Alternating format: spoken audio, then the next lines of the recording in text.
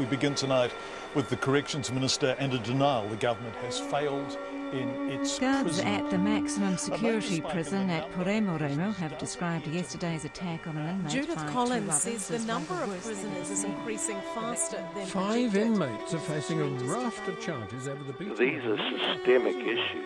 The government's billion-dollar figure for building 1,800 new prison beds. Videos were uploaded to the internet of prisoners fighting, drinking homemade alcohol and smoking drugs. The burgeoning prison system could prove the most damaging social experiment of our generation. We lock people up at a rate comparable to Mexico. We are the 7th highest in the OECD, and it's even worse for Māori. 4 years ago, the government announced an audacious goal to substantially cut reoffending. It's been a spectacular failure, and now instead, we're building even more jail cells. This series from the Stuff Circuit team examines what's really going on in our prison system. We have the full story on the biggest controversies, and we expose some concerning new ones. Plus we ask, is there a better way?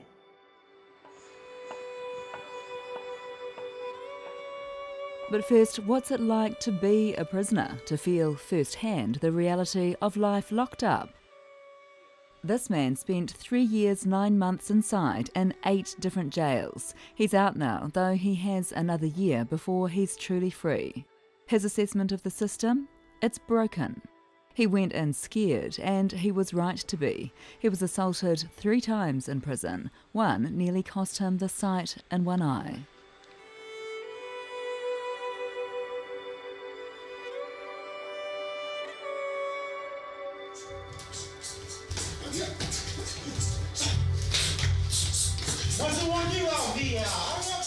Violence like that is a potent factor that can make prison frightening. And during last year's Fight Club scandal, Serco Mount Eden became a punching bag. But the figures and information uncovered in this investigation show the problem is endemic across the prison estate. In the past 5 years, 228 serious prisoner-on-prisoner assaults, another 63 serious assaults on staff.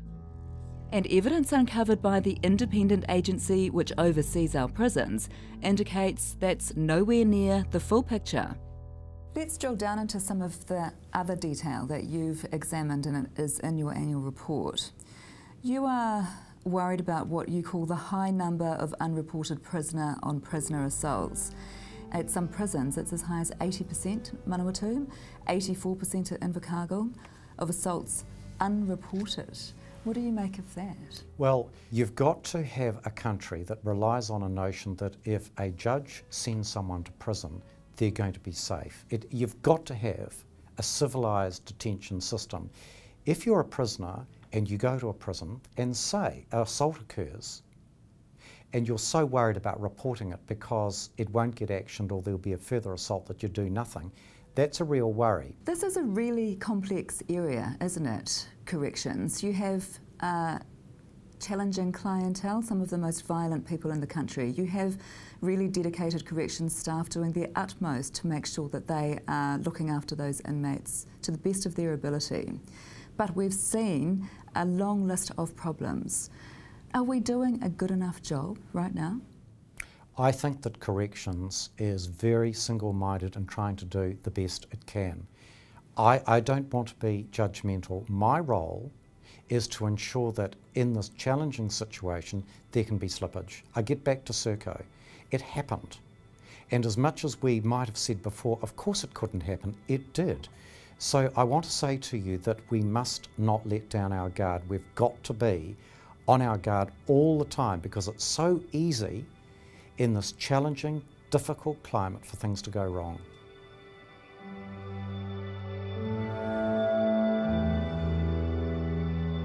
A main contributor to that difficult climate is our ever-growing prison population. While we've been filming this series, the prison muster hit 10,000 for the first time ever. The rate of people being sentenced to prison has actually steadied in the past decade or so, but still our jails are bursting. One reason is sentences are longer, much longer. Another is that fewer people are being released on parole, so when they go to prison, they stay there longer. And a third is that we're keeping more people in custody while they await trial or sentencing. So what's driving those factors? This is a harsh law, and it needs to be. It's a simple answer, really. Politics.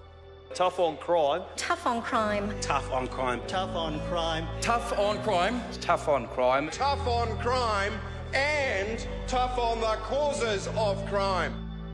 Let's look at one of the reasons for the growing prison population, a change to the bail laws. A bill designed to toughen bail laws is expected to pass its third and final reading this morning. Last night, politicians debated the bail amendment bill. The Ministry of Justice was pretty clear about what was driving the law change, promises made by National during the 2008 election. I'm campaigning on improving safety in our communities, on cracking down on criminal gangs, on going to war on P, and on getting dangerous criminals off our streets. New Zealanders don't want a bar of LA-style crime gangs. They don't want spiralling youth crime, and they don't want dangerous criminals on our streets. That's what Labor has delivered, and that's what National's here to change. What is this punitive road that we're on? Why do you call it that? Well, I think part of it is this mentality that prisons will keep us safe, and it's an attractive myth. You know, it seems like if you just close off the dangerous people from the rest of us, we will be safe. But it doesn't take too much thinking and looking about how that actually plays out to realise that it's just simply not true. If prisons made us safe, America would be the safest country in the world.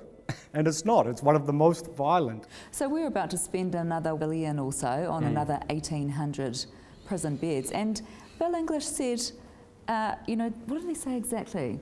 We have to provide the capacity. We'd certainly prefer to be in a position where this wasn't happening. Do you accept that? No, I don't accept that. And this is the rhetoric. It's actually, they've been saying this for 30 or 40 years. We have to build another prison to meet expected rises in the number of people we incarcerate. But it is the government's choices that mean the prison population is rising. The muster has just ticked over to 10,000. How does that sit with you? Well, of course, we'd rather that there weren't any people in prison, but we do have longer sentences. We do have fewer people getting bail who used to get bail and they're now on remand. So the fact is that that's what we have to deal with. You're absolutely right. Your description is accurate, that the reason for the growing muster is policy, bail changes and longer sentences. Well, actually, no. It is a response to offending, and offending is what actually puts up the muster. If people don't want to offend, they don't want to go to jail, that is the best way to keep our jails empty. We've been talking to a wide range of people in the prison system, including former inmates who've laid out their experiences, both good and bad. Tales of what happens on the inside, of retribution, of the underground economy, even how to make prison homebrew. It is a world most of us don't know, but which is growing ever larger. In episode 2, what really happened when one of the biggest scandals ever to hit the prison system erupted.